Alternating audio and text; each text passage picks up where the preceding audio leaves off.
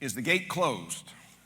That's a question Kristen, my wife Kristen, or I would ask now and then years ago after my family got a new addition to the family, a four-legged addition, a little poodle named Bingo.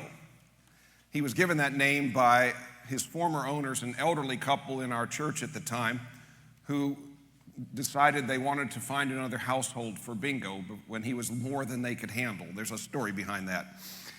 Anyways, when I shared with our daughter Wren, who I think was about 8 years old at the time, that we were being offered a dog, even though she had been wanting a cat, she immediately said, yes, yes. I think she would have accepted and been happy about a rock at that point in her life. Is the gate closed? The parsonage that we lived in had a chain link fence behind it, and so Bingo, it was a wonderful blessing because anytime Bingo wanted to go out, we could just let him in the back door and let him roam. But the key to our being comfortable with that was, of course, to make sure the gate was closed. And with an 8-year-old, the gate wasn't always closed. And so we would ask one another as we were letting him out, is the gate closed?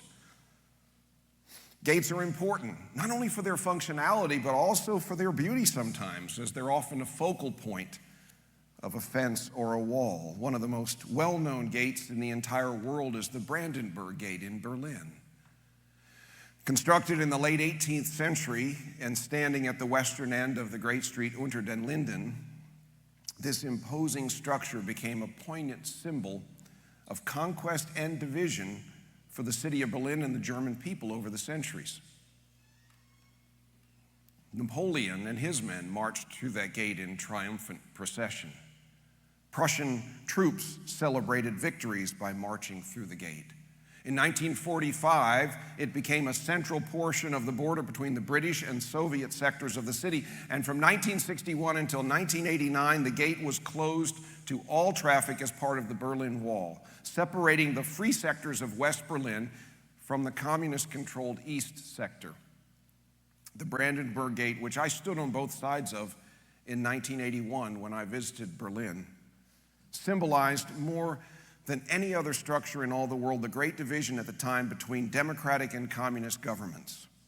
And then, of course, on June the 12th, 1987, in perhaps the greatest moment of his presidency, Ronald Reagan stood at the Brandenburg Gate and issued his now famous challenge to Mikhail Gorbachev of the Soviet Union. Mr. Gorbachev, open this gate.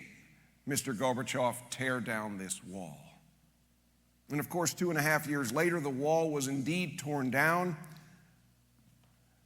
and the Brandenburg Gate was opened up so that the German people, divided by opposing governments since World War II, were reunited as one people. And for me, this was personal because it meant that my mother's German family, which had been split, and that's immediate family since World War II, was together again. So sometimes we want to make sure that the gate is closed, and at other times we yearn for a gate to be open. Gates have great symbolic value as well as important function. And knowing this, Jesus, in today's gospel lesson from the 10th chapter of John, uses the metaphor of the gate to describe himself and his role in relation to humankind. The passage begins, as we heard, with Jesus saying that anyone who does not enter the sheepfold by the gate but climbs in by another way is a thief and a bandit.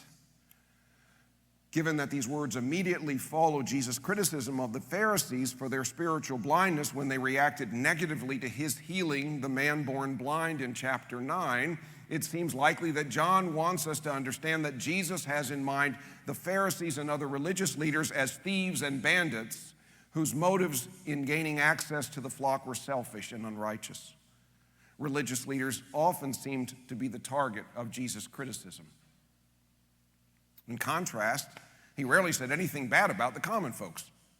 That's probably because of the hypocrisy and harshness of the Pharisees and Sadducees and others in power in the Jewish religious structure, especially as they often attacked him for healing on the Sabbath and socializing with those on the margin. The religious leaders were hypocritical, and they were terribly harsh about those things. You know, as the story goes, there's a pastor of a wealthy suburban church who was speaking to the Sunday school kids one Sunday, and he told them that as the pastor, he was like a shepherd, and the members of his congregation were the sheep. Now, he put this question to them: What does the shepherd do for the sheep? A little fellow in the front row raised his hand and said, he fleeces them.